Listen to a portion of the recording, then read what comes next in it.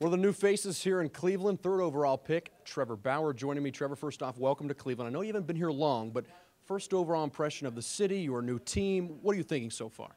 It's cold and white, which I'm not used to. Being from Los Angeles, it doesn't snow often. I think it snows every about like 20 years or something like that. So that's something I'll have to get used to. But everything else has been great. I've enjoyed my time here. I've been here, I guess, a little over 24 hours now. It's my first time ever in Cleveland, so there's a lot going on and trying to figure out, everything that there is to know, and a lot going on. But I'm enjoying it so far. You look back on your past and a lot of unorthodox things as far as throwing from foul pole to warm up, and also throwing the heat as best as you can early on to warm up, and even your delivery a little bit different. Talk about that, and have you had coaches that have tried to change that in you, or how's that been? Yeah, I have.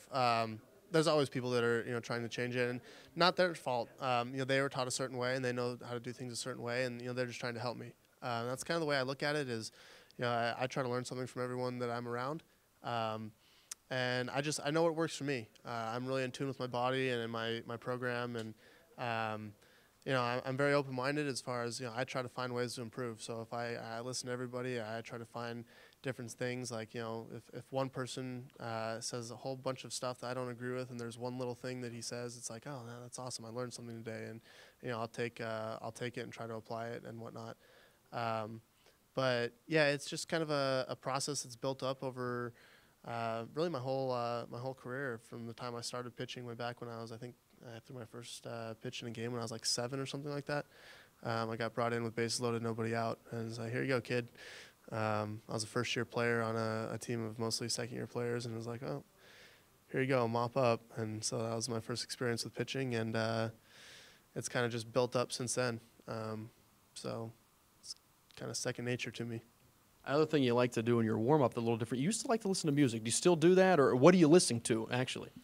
Yeah, I listen to. I used to listen to my headphones while playing long toss, and then, when I first started changing my delivery around and really kind of getting into the science of baseball back in I guess it was 2004 probably. It was after my freshman year of high school. The one thing that kind of stuck with me that I was told is put your favorite song on in your headphones, listen to it, and find kind of like that internal rhythm, and throw to that rhythm, because that's kind of how your body is made up. And so that was part of my routine. In travel ball and high school ball, I'd listen to my headphones while I was stretching and while I was doing my long toss, and then I'd hop on the bullpen mound, take the headphones off, hop on the bullpen mound, get ready to go, and go into the game.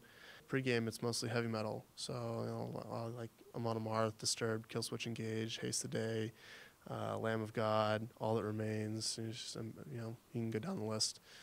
You talk about the science approach to baseball. Elaborate that a little bit, because I know you really look at your delivery almost as a golfer would look at a swing, frame by frame, to see if there's anything that you can do.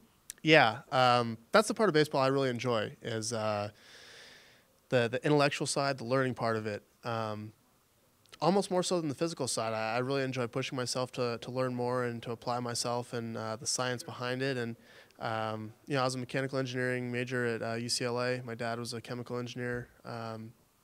So we look at things in a very process oriented, in 240 or 480 frames a second. I got 5 angles of every single pitch I throw when I'm there, and to really be able to see what's going on and try to make those little improvements that may make me a little bit more consistent, maybe 1% better or something like that. And any way I can find to improve, I'm trying to find it.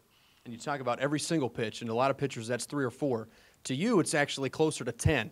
You look back at all these pitches, and one of them we have in Cleveland, we've had the Terminator and the Eliminator with Rick Vaughn. You have the Bird. Yeah. Tell me about the Bird.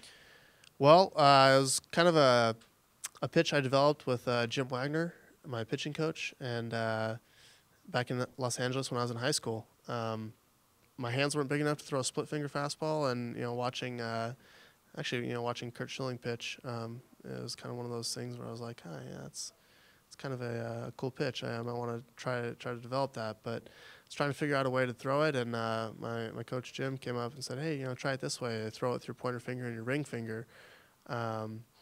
And so obviously that left the middle finger out, and so I just stuck it behind the ball, and when I'd throw it, it'd kind of stick up in the air. So naturally, we called it the Bird.